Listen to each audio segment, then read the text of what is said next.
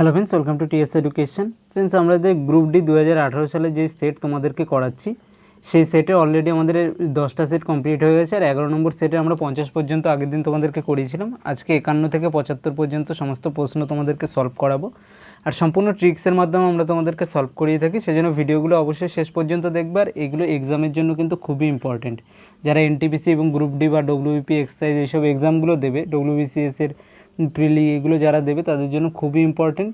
সেই জন্য প্রত্যেকে ভিডিওগুলো অবশ্যই শেষ পর্যন্ত দেখবে। আর তোমরা নিজেরাও কিন্তু অ্যান্সার করার চেষ্টা করবে। আর যাদের পিডিএফ দরকার, আমাদের টেলিগ্রাম গ্রুপটা জয়েন হয়ে যাবে, সেখানে সমস্ত পিডিএফ তোমরা পেয়ে যাবে। আমাদের টেলিগ্রাম গ্রুপে তোমার এই ক্লাসের পিডিএফ তোমরা একসাথে পেয়ে যাবে ওখানে। আর ভিডিওটা ভালো লাগলে অবশ্যই ভিডিওটাকে লাইক এবং শেয়ার কিন্তু করে দেবে।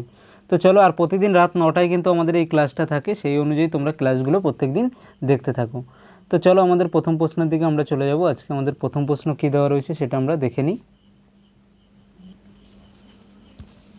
তাহলে দেখো, আমাদের প্রথম প্রশ্ন কী রয়েছে, বলা হয়েছে যে একটি বিবৃতি দেওয়া রয়েছে আর একটা যুক্তি দেওয়া রয়েছে। অর্থাৎ এখানে আমাদের কী কী বিবৃতি এবং যুক্তি আমাদের দেওয়া রয়েছে, সেই অনুযায়ী আমাদের অ্যান্সারগুলো করতে হবে। তাহলে বিবৃতিটা আমরা দেখো, বিবৃতিতে আমাদের কী দেওয়া রয়েছে যে গাড়ি চালানোর সময় মোবাইল ফোন ব্যবহার করে যারা করে তাদের জন্য কড়া শাস্তি চালু করা উচিত।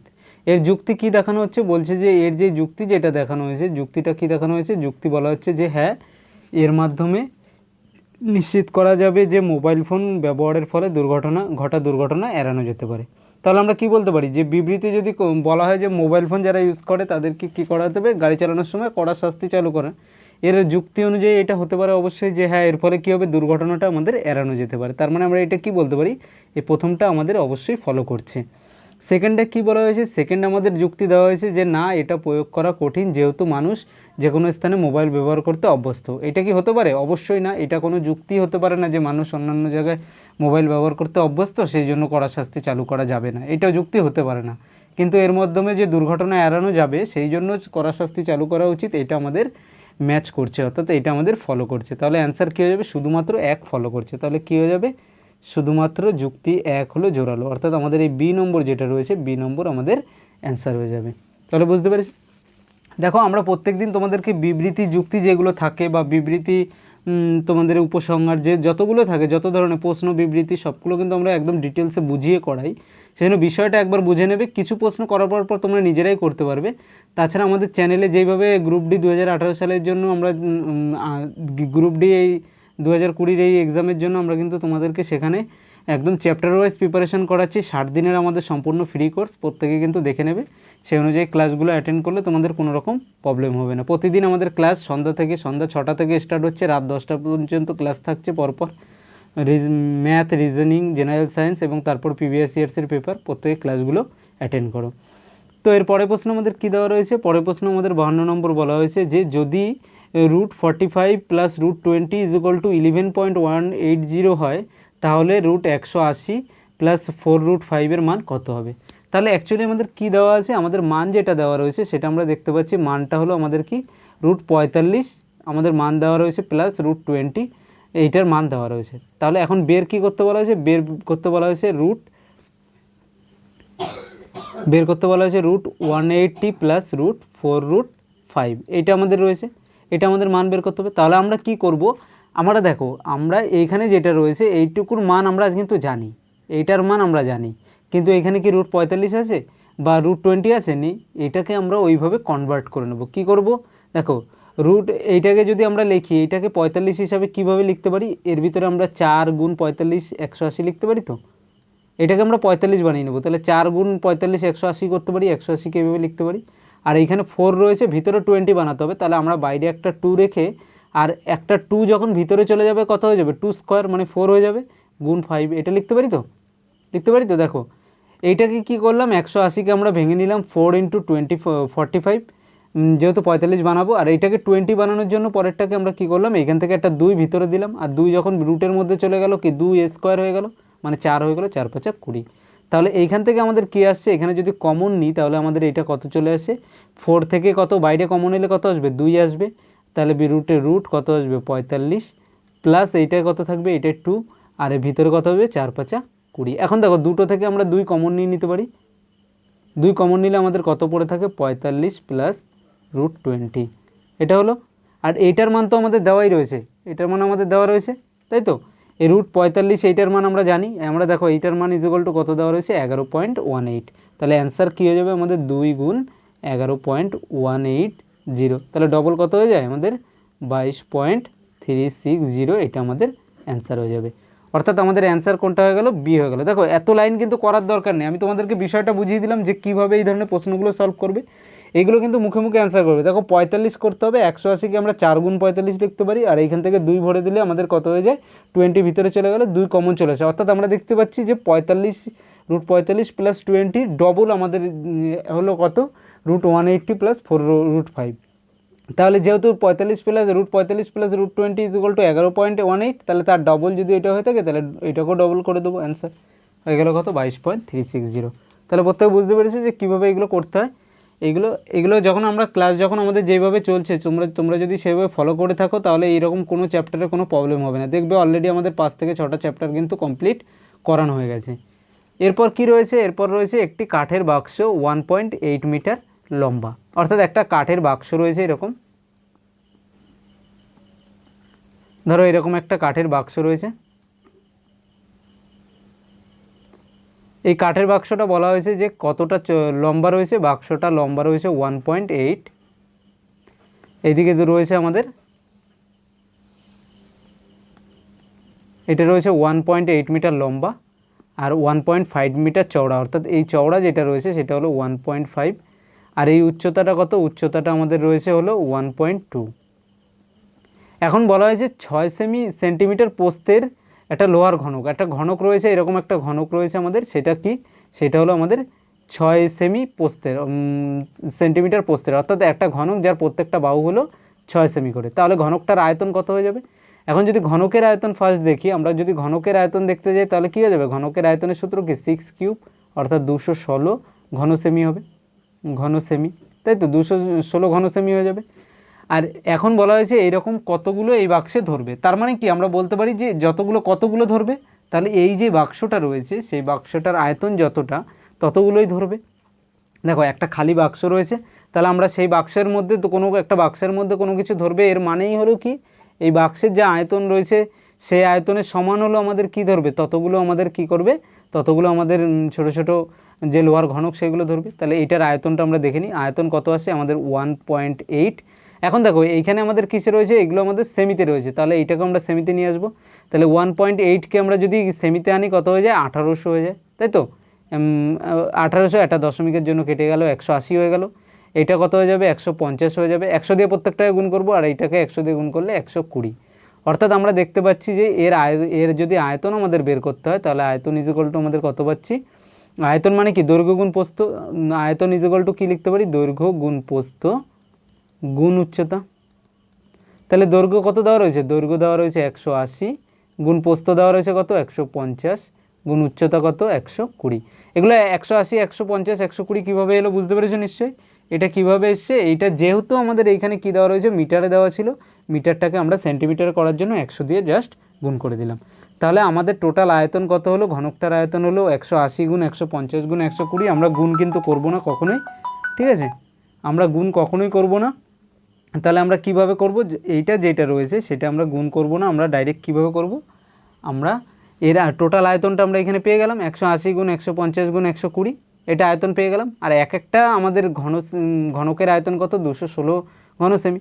তাহলে এই টোটাল আয়তন কত হয়ে যাবে আমাদের, টোটাল কতগুলো ধরবে, তাহলে 180 গুণ 150 গুণ 120 বাই কী করবে একটা 216 করে, তাহলে 216 দিয়ে এটাকে করে দিই। তাহলে কেটে দাও, দেখো 6 দিয়ে কাটলে এটা কত হয় 30 হয়ে যায়, এটা 6 দিয়ে কাটলে এটা কত হয়ে যাবে আমাদের 36, 6 দিয়ে কাটলে এটা কত হয়ে যাবে 6 হয়ে যাবে, এটা 6 দিয়ে কাটলে আমাদের 5 হয়ে যাবে, আর এইখানে 6 দিয়ে এটা কাটলে 6 দুগুণি 12 অর্থাৎ 20 হয়ে যাবে। অর্থাৎ অ্যান্সার আমাদের কত চলে আসবে, অ্যান্সার আমাদের চলে আসছে 5 20 100, আর এইদিকে কত রয়েছে আমাদের 5 20 100 আর 150 কত হয়ে যাবে আমাদের 15,000। তাহলে 15,000টা কী হবে আমাদের, অতগুলো ঘনক আমাদের ওর মধ্যে ধরবে। বুঝতে পেরেছো কী করলাম আমরা, দেখলাম একটা আমাদের কি রয়েছে, একটা কাঠের বাক্স রয়েছে যে দৈর্ঘ্য প্রস্থ উচ্চতা রয়েছে, তার টোটাল আয়তন বের করলাম। আর ওর যত আয়তন আর একটা পোস্তে একটা ঘনকের আয়তন আমরা দেখলাম 200 ঘনসেমি করে, 216 ঘনসেমি। তাহলে এর আয়তনটা বের করে নিলাম, তাহলে কতগুলো ধরবে, একটা যদি এতটা করে আয়তন হয় তাহলে 216 করে হয়, তাহলে 180 গুণ 150 গুণ 120তে কত ধরবে, বাই 216 করে দিলাম, আমাদের অ্যান্সার ডাইরেক্ট চলে আসলো। তাই তো, বুঝতে কোনো প্রবলেম হলো না? প্রবলেম নিশ্চয়ই হয়নি। অবশ্যই কমেন্টে জানাবে, যাদের যদি কোনো কারো প্রবলেম হয়ে থাকে নিচে কিন্তু কমেন্টে অবশ্যই আমাদেরকে জানাবে। পরের প্রশ্ন আমাদের কী দেওয়া রয়েছে দেখো, 54 নম্বর প্রশ্ন আমাদের দেওয়া রয়েছে, একজন গয়না বিক্রেতা একটি অনন্য নকশার হীরক নেকলেস তৈরি করলেন এবং তার বিক্রয় মূল্য ধার্য করলেন কত, 10 লাখ টাকা। ঠিক আছে, এখন বলা হয়েছে ওই গয়নাটি বানাতে তার কাঁচামালে খরচ হয়েছে কত, বলছে তার কাঁচামালে খরচ কত হয়ে যায়, কাঁচামালে তার খরচ হয়েছে হলো 3 লাখ,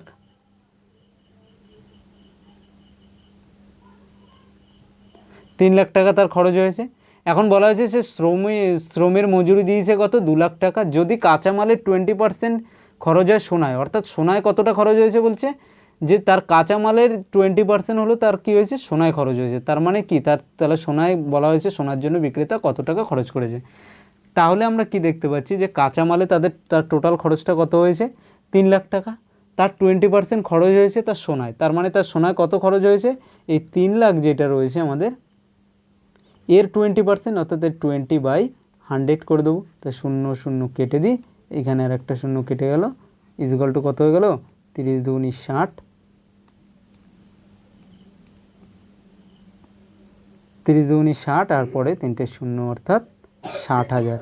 তাহলে অ্যান্সার কত চলে আসলো আমাদের, দেখলাম 60,000 আমাদের অ্যান্সার চলে আসলো, অর্থাৎ এ হলো আমাদের অ্যান্সার। বুঝতে পারলে, বলা হয়েছে কাঁচামালে যা খরচ করা হয়েছে, কাঁচামালে কত খরচ হয়েছে 3 লাখ, তার 20% খরচ হয়েছে সোনায়। তাহলে সোনায় কত খরচ হয়েছে, বিক্রেতার খরচ হয়েছে সোনায় কত, 3 লাখের 20%, অর্থাৎ 3 লাখের 20/100 ইকুয়াল টু 60,000 টাকা। তো চলো পরের প্রশ্নে। এরপর বলা রয়েছে কি, আমাদের যে সাদা ফসফরাস যেটা রয়েছে, সেই সাদা ফসফরাস কোন পদার্থে সংরক্ষিত করা হয়। সাদা ফসফরাসকে কিসে আমরা সংরক্ষিত করি, জলে। দেখো কেন, আমরা সাদা ফসফরাস যেটা রয়েছে আমাদের যে P4, এই সাদা ফসফরাস যেটা রয়েছে সেটা অ্যাকচুয়ালি কী হয়, খুব রিঅ্যাক্টিভ, অর্থাৎ এটা খুব বিক্রিয়াশীল। ঠিক আছে, এটা রিঅ্যাক্টিভ হয় খুব, অর্থাৎ এটা যদি আমাদের খোলা বাতাসে আমরা রেখে দিই তাহলে 30 ডিগ্রি সি টেম্পারেচারে ময়েশ্চার থাকা অবস্থায়ও এটা কি হলে আগুন ধরে যাবে। সেই জন্য এটাকে আমরা জেনারেলি কী করি, জেনারেলি এটাকে আমরা জলের মধ্যে রেখে দেওয়া হয়। ঠিক আছে, জলের মধ্যে এটাকে সংরক্ষিত করে দেয়। তাহলে কি, কেন সংরক্ষিত করা হয়, কারণ এটা খুব রিঅ্যাক্টিভ, অর্থাৎ খুব রিয়াকশান করে ফেলে। 30 ডিগ্রি সি টেম্পারেচারেও যদি থাকে আমাদের, Celsius temperature 30 degree Celsius temperature থাকলেও এটা কি হয়ে যায়, এটা হলো আমাদের ময়েশ্চার অবস্থায়ও এটা কি হয়ে যায়, আমাদের বিক্রিয়া করে আগুন ধরে যায়। সেই জন্য এটাকে আমরা জলের তলায় সংরক্ষণ করে রাখি, জলের মধ্যে। চলো পরের প্রশ্নে। তোমাদের প্রশ্ন দিতে পারে কিন্তু যে কত ডিগ্রি টেম্পারেচারে হলো আমাদের খোলা বাতাসে রেখে দিলে ফসফরাস আগুন ধরে যায়, কত ডিগ্রি, 30 ডিগ্রি বা তার বেশি হলেই জ্বলে যাবে। ঠিক আছে, এখন বলা হয়েছে একটা গ্রুপের, আমাদের 56 নম্বর কী বলা হয়েছে, 8 জন নিম্নতম সদস্যর গড় হলো কত, নিম্নতম সদস্যের গড় 17, আর গ্রুপের সমস্ত, বলা হয়েছে গ্রুপের সমস্ত যতজন সংখ্যার একত্রিত গড় হলো 20।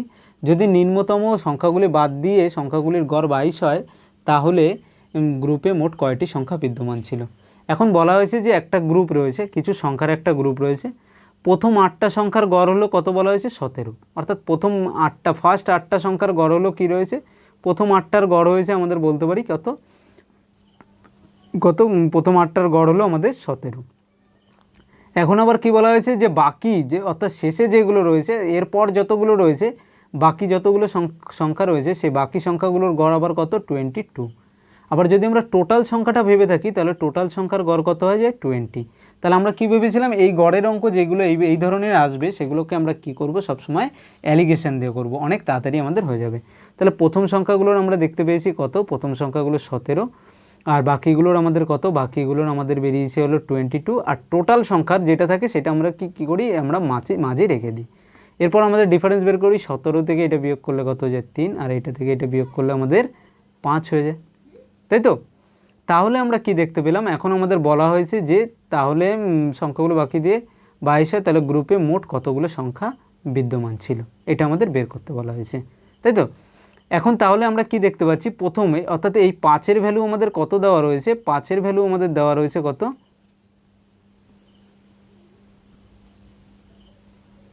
দেওয়া রয়েছে কত, এই 5-এর ভ্যালু আমরা দেখতে পাচ্ছি এটা আমাদের দেওয়া রয়েছে কত, এইটা ইজ ইকুয়াল টু দেওয়া হয়েছে 8টা, তাই তো।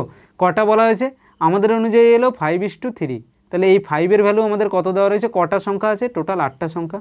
তাহলে এখন বলা হয়েছে কটা নিম্নতম সংখ্যা কটা আছে, আমাদের অনুযায়ী এলো 5, কিন্তু 5-এর ভ্যালু 8 দেওয়া রয়েছে। তাহলে বলা হয়েছে মোট কতগুলো সংখ্যা আছে, তাহলে মোট কতগুলো সংখ্যা আছে, এখানে মোট আমাদের সংখ্যা আছে 8টা। তাহলে 5-এর ভ্যালু যদি 8 হয়ে থাকে, তাহলে 8-এর ভ্যালু কত হয়ে যাবে আমরা বের করতে পারি, 8-এর ভ্যালু যদি আমাদের বের করতে হয় তাহলে এটা, সরি দেখো এখানে আমাদের একটা কিন্তু ভুল হয়েছে, ঠিক আছে, আমরা একটা ভুল কি দেখেছি, আমাদের বিয়োগ করার সময় কিন্তু একটা ভুল হয়েছে এখানে, হ্যাঁ। কি এসছে আমরা দেখতে পাচ্ছি এখানে যেটা রয়েছে আমাদের বিয়োগ করলে আমাদের কত চলে আসবে, বিয়োগটা আমাদের এখানে ভুল হয়েছে, হ্যাঁ। বিয়োগটা আমরা দেখে নিই, এখানে 22 থেকে 20 বিয়োগ করলে কত, এটা 2 হয়ে যায়, আমরা 5 লিখেছিলাম তখন, 17 থেকে এটা বিয়োগ করলে কত হয়ে যায় 3। তাহলে আমাদের অনুযায়ী এলো প্রথম সংখ্যা কটা ছিল, দুটো, এই 2-এর ভ্যালু কত দেওয়া রয়েছে, 2-এর ভ্যালু 8 দেওয়া রয়েছে। তাহলে বলা হয়েছে মোট কতগুলো সংখ্যা, মোট কত হচ্ছে আমাদের অনুযায়ী 5। তাহলে আমরা কি বলতে পারি, 2-এর ভ্যালু যদি 8 হয় তাহলে 5-এর ভ্যালু কত হয়ে যাবে, 2-এর ভ্যালু 8 হলে 1-এর ভ্যালু কত হবে, 2-এর ভ্যালু যখন 8 হয়ে গেল তাহলে 1-এর ভ্যালু কত হয়ে যাবে 4, তাহলে 5-এর ভ্যালু কত হয়ে যাবে 4×5 = 20, অর্থাৎ 20 অ্যান্সার চলে আসবে। তাহলে আমরা কি দেখতে পেলাম, ডি আমাদের অ্যান্সার এলো। আগে কি হয়েছিল, আমরা এই বিয়োগ করার সময় 5 লিখে দিয়েছিলাম, ঠিক আছে, 17-22 করে ফেলছিলাম ভুল করে, 22 থেকে 20 বিয়োগ করলে আমাদের কত আসে, 2 আসতো, মানে সেখানে 5 লিখে ফেলছিলাম, এটা আমাদের ভুল ছিল আগে, ঠিক আছে। চলো পরের প্রশ্ন। আর দেখো আমাদের ক্লাসের কিন্তু টাইমটা আমাদের একটু চেঞ্জ হয়েছে, আমাদের যে 60 দিনের ফ্রি কোর্সটা আমরা তোমাদেরকে করাচ্ছি আমাদের গ্রুপ ডি এবং এনটিপিসির জন্য, সেখানে আমাদের চেঞ্জ হয়েছে। অঙ্ক কখন হচ্ছে, অঙ্ক এখন সন্ধ্যা 6টায় থাকবে, রিজনিং থাকবে সন্ধ্যা 7টায়, আর জেনারেল সায়েন্স থাকবে রাত 8টায়, ঠিক আছে। এই হিসাবে আমাদের কিন্তু ক্লাসগুলো থাকবে, সেজন্য প্রত্যেকে ক্লাসগুলো অবশ্যই অ্যাটেন্ড করবে। আর রাত 9টায় আমাদের যেটা রয়েছে, রাত 9টায় আমাদের এই ক্লাস যেটা রয়েছে পিবিআরসিএসে, অর্থাৎ বিগত বছরের প্রশ্নের সমাধান, এইটা আমাদের রাতে আমাদের 9টায় এই ক্লাসটা থাকবে প্রত্যেক দিন, ঠিক আছে, প্রতিদিন। আর অঙ্ক, রিজনিং এবং জেনারেল সায়েন্স সপ্তাহে 5 দিন থাকবে আমাদের, কখন, সন্ধ্যা 6টায় থাকবে আমাদের অঙ্ক, সন্ধ্যা 7টায় থাকবে রিজনিং, আর জেনারেল সায়েন্স থাকবে রাত 8টায়। তো চলো পরের প্রশ্ন। যারা আগে দেখো যেহেতু সকালে ক্লাসটা হতো সেই জন্য ক্লাসটাকে কিন্তু বর্তমানে আমরা এখানে এখন রাতে নিয়ে এসেছি, কারণ তোমরা অনেক রিকোয়েস্ট করছিলে, বলছিলে যে রাতে ক্লাসটা করাতে। এরপর কি রয়েছে, এরপর আমাদের রয়েছে যে আধুনিক পর্যায় সারণীতে পর্যায় ড্যাশ এবং ড্যাশে ল্যান্থানাইড ও অ্যাক্টিনাইডগুলো থাকে। তাহলে কোথায়, পর্যায় 6 এবং 7-এ আমাদের কি থাকে, ল্যান্থানাইড আর অ্যাক্টিনাইডগুলো থাকে। অর্থাৎ ল্যান্থানাইড কোনগুলো বলো তো, ইউরেনিয়াম বলতে পারো, বা তোমরা এইভাবে আরও বলতে পারো, যেমন ধরো আমরা বলতে পারি নেপচুনিয়াম, যেটাকে বলা থাকে, তাই তো। এইগুলোকে আমাদের ল্যান্থানাইড, অ্যাক্টিনাইড, এইগুলো এক একটা অ্যাক্টিনাইড, তাই তো। এইগুলো আমাদের কি, এগুলো সবকটাই কিন্তু আমাদের বলতে পারি কি রেডিও অ্যাক্টিভ এলিমেন্ট, ঠিক আছে, রেডিও অ্যাক্টিভ এলিমেন্ট বলতে পারি এগুলো, অর্থাৎ তেজস্ক্রিয় পদার্থ বলতে পারি। এইগুলোকে কী বলা থাকে, এইগুলো 6 এবং 7-এ, পর্যায় 6 এবং 7-এ থাকে, আর এগুলো হলো ল্যান্থানাইড এবং অ্যাক্টিনাইড বলা হয় এগুলোকে। এরপর বলা হয়েছে বিকল্প থেকে অনুপস্থিত নম্বরটি বেছে নম্বরের শৃঙ্খলাটি পূর্ণ করতে বলা হয়েছে। অর্থাৎ এখানে যেটা দেওয়া রয়েছে সেটা আমাদেরকে বের করতে বলা হয়েছে যে অ্যান্সার কী আসবে আমাদের। তাহলে আমরা করে ফেলি। কি দেওয়া রয়েছে আমাদের দেখতে পাচ্ছি, আমাদের দেওয়া রয়েছে কত, ফার্স্ট দেওয়া রয়েছে 11, তারপরে দেওয়া রয়েছে 20, 27, 36, 43, তারপরে দুটো আমাদের বের করতে বলা হয়েছে। তারপরে শেষেরটা কি দেওয়া রয়েছে, একটা দেওয়া রয়েছে 68 আর একটা দেওয়া রয়েছে 75। তাহলে আমরা কি করব, এই সিরিজে আমাদের সিরিজের প্রথম কাজ কি থাকে, আমরা যখনই সিরিজ করব তখন আমরা দেখব যে ধীরে ধীরে সংখ্যাটা বাড়ছে, মানে ডিফারেন্সটা দেখব। তাহলে 11 থেকে 20 যদি করি আমাদের কত হচ্ছে, 9 যোগ হচ্ছে। 20 থেকে 27 যখন করছি আমাদের 7 যোগ হচ্ছে। আবার 27 থেকে 36 করলে আমাদের কত হচ্ছে, 9। 36 থেকে 43 বিয়োগ করলে কত হয়ে যাবে, আমাদের 43 থেকে 36 বিয়োগ করে ডিফারেন্স বের করলে এটা আবার 7 হয়ে যাবে। তার মানে আমরা দেখতে পাচ্ছি সংখ্যাগুলো কীভাবে আমাদের বেড়েছে। একবার আমাদের বেড়েছে কত, 9, একবার 9 বেড়েছে, তারপরে 7, আবার এখানে 9, 7। তার মানে এর পরে যেটা হবে সেটাও কী হবে, প্রথমে 9 যোগ হবে, আর পরেরটায় কত যোগ হবে, পরেরটায় 7 যোগ হবে। তাহলে আমরা কি বলতে পারি, 43-এর সঙ্গে যদি 9 যোগ হয় আমাদের সংখ্যাটা এসে দাঁড়ায় কত, 43-এর সঙ্গে 9 যোগ হলে সংখ্যাটা প্রথমটা এসে দাঁড়ায় 43 যোগ 9 = 52, আর তার সঙ্গে 7 যোগ হলে 52 যোগ এটা কত যাবে 59, অর্থাৎ অ্যান্সার আমাদের কী হয়ে গেল 52 এবং 59। তাহলে 52 এবং 59 কোনটা রয়েছে, আমাদের বি যেটা রয়েছে এটা 52 এবং 59 দেওয়া রয়েছে। বুঝতে পেরেছো শৃঙ্খলা? আমাদের এই সিরিজ কিন্তু আমরা অলরেডি কমপ্লিট করেছি। সিরিজ, অ্যানালজি, নাম্বার, আমাদের যে সিরিজের প্রত্যেকটা টাইপ ধরে ধরে তোমাদেরকে করিয়েছি, প্যাটার্ন সিরিজও তোমাদেরকে করিয়ে দিয়েছি, ব্লাড রিলেশনের চ্যাপ্টার আমাদের কমপ্লিট হয়ে গেছে। আর এখন কিন্তু আমাদের যেটা চলছে সেটা হলো ঘড়ির চ্যাপ্টারটা। প্রত্যেকের ক্লাসগুলো কিন্তু অবশ্যই দেখে নেবে। আর আমরা একদম চ্যাপ্টার ওয়াইজ তোমাদেরকে করাচ্ছি যাতে তোমাদের কোনো রকম প্রবলেম না হয়। সেই জন্য কারোর যদি কোনো রকম প্রবলেম হয় অবশ্যই কমেন্টে জানাবে। কী দেওয়া রয়েছে, নিম্নলিখিত চিত্রটি তৈরি করতে ন্যূনতম কতগুলি রেখার প্রয়োজন, অর্থাৎ যেই ছবিটা দেওয়া রয়েছে কতগুলো রেখার প্রয়োজন এটা তৈরি করতে। তাহলে কি করব, আমরা ফার্স্ট কাউন্ট করি। কাউন্ট কীভাবে করব দেখো তো, আমরা প্রথমে দেখো বড় করে কাউন্ট করি। আমাদের এই একটা, এখানে দুটো, এই একটা তিনটে, এই একটা চারটে। সেরকম এইটাতে তৈরি করতেও আমাদের কটা লাগবে, এটাতেও আমাদের 4টে লাগছে। আর এইখানেও আমাদের কটা লাগলো দেখলাম, এই বক্সটা তৈরি করতে আমাদের 4টে লেগেছে। 4 4 8টা হয়ে গেল। এরপর কি রয়েছে আমাদের যদি দেখি, আমরা দেখতে পাচ্ছি আমাদের এই একটা 9, একটা 10, 11, 12, এখানে একটা 13, আর এইদিকে কতগুলো হচ্ছে 14, 15, এখানে একটা 16, একটা 17, একটা 18, অর্থাৎ টোটাল আমাদের কতগুলো লাগছে, 18টা টোটাল আমাদের রেখার প্রয়োজন এটা তৈরি করতে। বুঝতে পেরেছ? কটা রেখার দরকার, এর থেকে বেশি কি আমাদের আর কোনো রেখার দরকার আছে? কোনো আমাদের রেখার দরকার নেই এগুলো তৈরি করতে। তাই জাস্ট কাউন্ট করে এগুলো লিখতে হয়। এগুলোতে কোনো রকম ট্রিক বা এইসব কিছু নয়, এগুলোকে জাস্ট কাউন্ট করলে আমাদের হয়ে যায়। এরপর বলা রয়েছে যে মার্ককে 4.5 ঘন্টা সময়ের মধ্যে 220 কিমি দূরত্ব অতিক্রম করতে হয়েছিল, যার জন্য সে 60 কিমি পার আওয়ার গতিতে ধাবমান একটি ট্রেন এবং 40 কিলোমিটার পার আওয়ার গতিতে ধাবমান একটি বাস অথবা দুটি যানবাহনের যে কোনো সমন্বয় ব্যবহার করতে পারত। সে বাসে কতক্ষণ যাত্রা করেছিল? এই সেম প্রশ্ন কিন্তু আগের দিন আমরা তোমাদেরকে পড়েছি, একদম সেম প্রশ্ন, কোনো কিছু পাল্টানো নেই এখানে। ঠিক আছে, এই প্রশ্নটার অ্যান্সার তোমরা কমেন্টে জানাবে প্রত্যেকে, কারণ আগের দিন সেম প্রশ্ন করে দিয়েছি। আর কী প্রসেসে করলে সেটাও জানাবে। আমরা তোমাদেরকে সবকটা প্রসেসই বলে দিয়েছিলাম যে কীভাবে অপশান টেস্ট করে করতে পারো, বা তোমরা অ্যালিগেশন দিয়ে করতে পারো, বা নর্মাল নিয়মে কে কোন পদ্ধতিতে করেছো আর কত সেকেন্ড টাইম লেগেছে সেটা কিন্তু আমাদেরকে অবশ্যই নিচে জানাবে। প্রত্যেকের কমেন্টে এটার অ্যান্সার চাই। যেহেতু আগের দিন আমরা এটা করে দিয়েছি তোমাদেরকে, আজকে এটা আর করে দেবো না। আগের সেটেই আমাদের এই প্রশ্ন ছিল। কমেন্টে প্রত্যেকে উত্তর দাও। হ্যাঁ, প্রত্যেকের উত্তর দাও। যে প্রশ্নগুলো আমরা একবার করাবো সেগুলোকে চাইবো যে তোমরা কতটা করছো সেটা নিজেরা বুঝতে পারবে, নিজেরা প্র্যাকটিস করতে পারবে। সেই জন্য আমরা তোমাদেরকে এই প্রশ্নটা কিন্তু সমাধান করতে দিলাম। তোমরা নিচে কমেন্টে প্রত্যেকে অ্যান্সার জানাবে। এরপর রয়েছে আমাদের 60 এবং 54 এর লসাগু হচ্ছে কত? 60 আর 54 লসাগু বের করার জন্য আমরা কি করতে পারি? প্রথমে আমরা কি বলবো, বড় সংখ্যাটা নেব। বড় সংখ্যা কত? আমাদের 60। এরপর কি দেখবো, আমাদের 54। 54-এর মধ্যে দেখো 6 আছে এবং 9 আছে, কিন্তু 60-এর মধ্যে 6 আছে 9 নেই, তাহলে ইন্টু 9, অর্থাৎ সংখ্যাটাকে এসে কী দাঁড়ালো 6 গুণ 10। 60কে লিখতে পারি 10 গুণ 9, অর্থাৎ এইটা আমাদের কোনটা অ্যান্সার রয়েছে 6 গুণ 10 গুণ 9, অর্থাৎ বি নম্বর যেটা রয়েছে এটা আমাদের অ্যান্সার হয়ে যাবে। তাই তো আমরা তোমাদেরকে লসাগুর একদম ট্রিক শিখিয়েছি, লসাগু গসাগুর ইজি ট্রিক, যাতে কয়েক সেকেন্ডের মধ্যে অ্যান্সার হয়ে যাবে। বড় বড় লসাগু তোমরা করতে পারবে যে কোনো কিছু, প্রত্যেকে দেখে নেবে। এরপর কি দেওয়া রয়েছে? এরপর দেওয়া রয়েছে আমাদের যে বিবর্তনের তত্ত্ব আমাদের বলে দেয় যে কিভাবে জীবন ক্রমশ সরল থেকে জটিল রূপ ধারণ করছে। তাহলে কার বিবর্তন বলে দেয়? এটা আমরা কি জানি? আমরা জানি এটা ডারউইনের যে বিবর্তনবাদের তত্ত্ব যেটা রয়েছে সেটা বলে দেয় যে জীবন আমাদের কিভাবে সরল থেকে ধীরে ধীরে জটিল রূপ ধারণ করছে। পরের প্রশ্ন চলো। পরের প্রশ্ন বলা হয়েছে কি আমাদের এইখানেও কি দেওয়া রয়েছে, একটা বিবৃতি আর তার উপসংহার দেওয়া রয়েছে। ঠিক আছে, বিবৃতি আর তার উপসংহার দেওয়া রয়েছে। আমি কি বলেছিলাম, একটা জিনিস সবসময় বিবৃতি উপসংহারের সময় মনে রাখবে, কোনো কিছু গেস করবে না তোমরা। ঠিক আছে, কোনো কিছুই তোমরা গেস করবে না। এখানে কোনো কিছু আমরা ধরে নিতে পারি না, যা দেওয়া থাকবে তার উপর ডিপেন্ড করে আমাদের অ্যান্সার করতে হবে। এটা অ্যাজাম্পশান হলে কিন্তু আমরা অবশ্যই করতে পারতাম, যেখানে অনুমান বিবৃতি দেওয়া থাকতো সেগুলোর ক্ষেত্রে করতে পারতাম।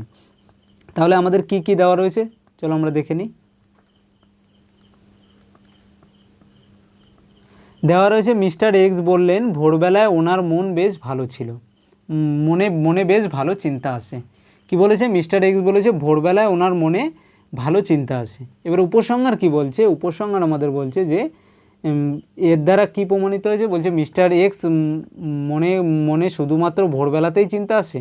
এটা কি কোথাও বলা আছে? উনি বলেছে যে ভোরবেলায় ওনার মনে ভালো চিন্তা আসে, কিন্তু এটা কি কোথাও আমাদের বলা আছে যে তিনি শুধুমাত্র ভোরবেলায় চিন্তা করে? বলা নেই, সুতরাং এটাকে আমরা বলতে পারি না। যেটা দেওয়া নেই, যেটা শুধুমাত্র যে ভোরবেলায় করে কিনা এটা কিছু বলে দেওয়া নেই, মানে এটা আমরা বলতে পারি না। দ্বিতীয় নম্বর বলেছে সন্ধ্যাবেলায় মিস্টার এক্স এর মনে কোনো চিন্তা আসে না। এটাও কি আমাদের বলে দিয়েছে? এটাও আমাদের কোথাও বলে দেয়নি। তার মানে এই সন্ধ্যাবেলার কোনো কথাই এখানে বলা হয়নি, সুতরাং এটাও আমাদের অ্যান্সার আমরা বলতে পারি না। অর্থাৎ এই দুটোর মধ্যে একটাও আমাদের কী করছে? ফলো করছে না। তাহলে অ্যান্সার কী হয়ে যাবে? 1 এবং 2 উভয়ই আমাদের কি অনুসরণ করে না, অর্থাৎ ডি আমাদের অ্যান্সার আসবে। কেন আসবে বুঝতে পেরেছ? যখন আমরা বিবৃতি উপসংহার অর্থাৎ আমাদের স্টেটমেন্ট অ্যান্ড কনক্লুশন করব, তখন আমরা কোনো কিছু গেস করব না, যেটা দেওয়া থাকবে সেটার উপর ডিপেন্ড করেই সম্পূর্ণ অ্যান্সার করব। ঠিক আছে? কোনো এক্সট্রা কিছু এখানে অ্যাড হলেই সেটা আমাদের ভুল বলে আমরা গণ্য করব। এরপর কি দেওয়া রয়েছে? এরপর দেওয়া রয়েছে যে পাইপ এ এবং বি একসাথে কার্যরত। বলছে যে 24 ঘন্টার মধ্যে একটি খালি ট্যাঙ্ককে ভরতে পারে। কে ভরতে পারে? যখন তারা দুজন একসাথে কাজ করে। যদি 8 ঘন্টা পরে বিকে বন্ধ করে দেওয়া হয়, তাহলে ট্যাঙ্কটি ভরতে 28 ঘন্টা লাগবে। এখন বলা হয়েছে একা এর খালি ট্যাঙ্কটি ভরতে কত সময় লাগবে। তাহলে প্রথম কি বলা হয়েছে? প্রথম বলা হয়েছে এ প্লাস বি দুজনে মিলে একটা ট্যাঙ্ককে কতক্ষণে ভরতে পারে? 24 ঘন্টা, 8 ঘন্টা নয়, 24 ঘন্টায় ভরতে পারে তারা। কতক্ষণে? 24 ঘন্টায়। তাহলে আমরা যদি বের করতে হয় টোটাল এর ওয়ার্ক কত, তাহলে আমরা কি করে বের করব? Total work is equal to আমাদের কী হয়ে যাবে? Total work is equal to A plus B into 24। তাই তো? আমরা total work is equal to এটা আমরা আগেই জানি, কারণ ক্যাপাসিটি ইন্টু সময়।